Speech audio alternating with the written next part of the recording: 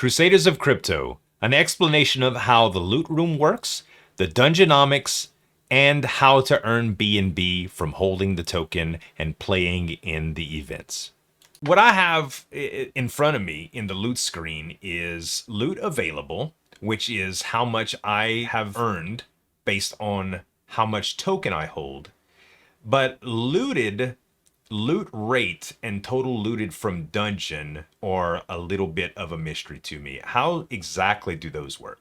Sure. So the loot room or the loot chest now, because it's no longer just a room, it's a whole part of your home dungeon setup. That whole chest setup is based off of the tokenomics alone. It doesn't tie into the game. It's just the first of many incentives to hold Crusader, right? Gotcha. And so the way that works is loot available is exactly what you said it was. It is how much B&B you can claim right now that you've been awarded through the tokenomics themselves. Looted is how much you've ever claimed.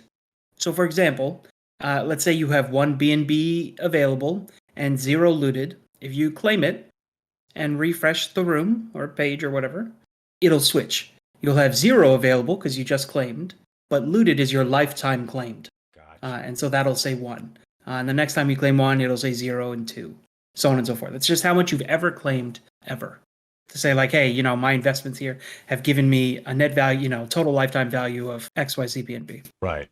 Now, the representation of the treasure on the floor around the chest is based on what loot is available, correct?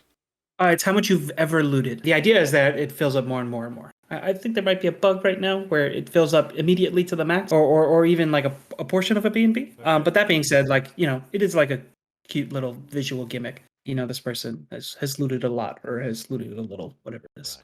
I'm actually going to claim that in just a minute to demonstrate for everyone. But you mentioned the tokenomics, and I guess we should talk about that. We already know that the total supply is the amount of tokens that are in existence, all the Crusader tokens that have ever been created that you can pull upon, pretty much.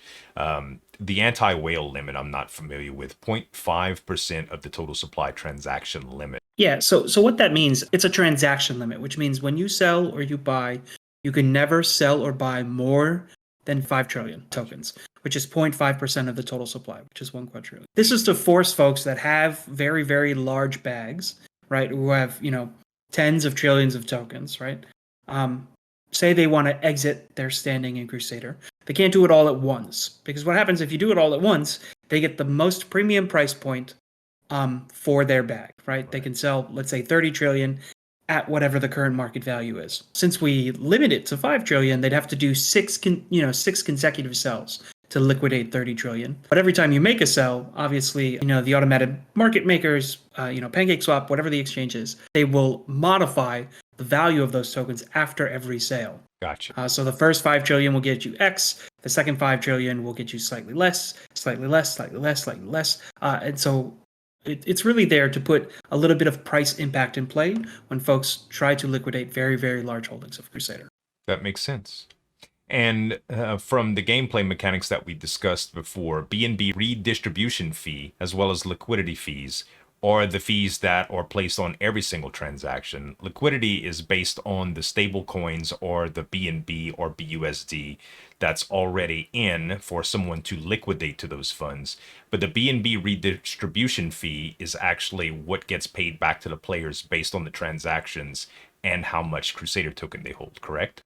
That's correct. So basically, every buy and sell, a portion of Crusader token is set aside. Like you said, one for liquidity, which helps stabilize the price, which helps provide a floor for the token price. And then the other portion is set aside for BNB, an award of BNB for all of our holders through the loot room, like we talked about before. And so what happens is on every sell transaction or manually from the team itself, we will go and take these stockpiled Crusader tokens from the taxes and turn them into BNB. We basically sell them and then redistribute them to all holders more or less automatically. Got you. So as far as the starting liquidity and the tokens from the prior sale, how does the tokens from the prior sale factor into all of these numbers? We took everybody who, from the first launch, that basically was at a loss, right?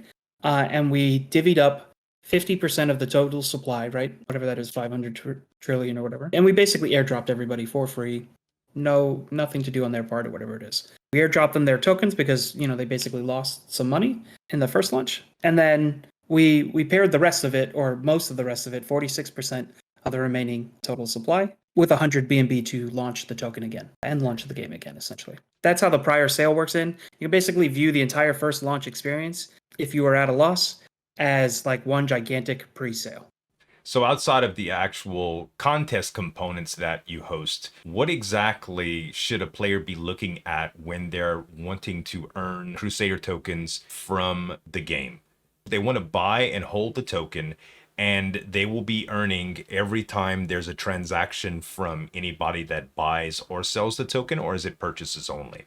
That tax applies to buys and sells. And like you mentioned, there are two primary ways today to earn some form of crypto from the game right now, right? One is through holding Crusader, through the BNB redistribution, and the other is through events, right? Whether it's the weekend leaderboards or the first clear bosses or the sponsored events from our moderators. Like, we've got at least one event running every week for folks to take part in. And anybody at any time that wants to partake in these events can just come to the Discord and check it out for all the details. And that is correct. You have to be a holder, but at the moment, we don't even require you to have a minimum amount of holding to partake.